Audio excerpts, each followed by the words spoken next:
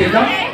నీటి ప్రతిజ్ఞ, నీటి ప్రతిజ్ఞ, నీటి ప్రతిజ్ఞ, నీటి ప్రతిజ్ఞ.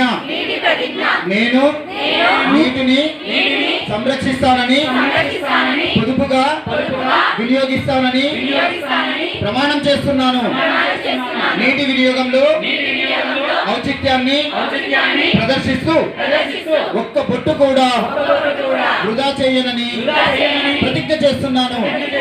జలనిధిని అత్యంత విలువైన పెన్నిధిగా భావించి తదనుగుణంగా వినియోగిస్తానని ప్రతిజ్ఞ చేస్తున్నాను.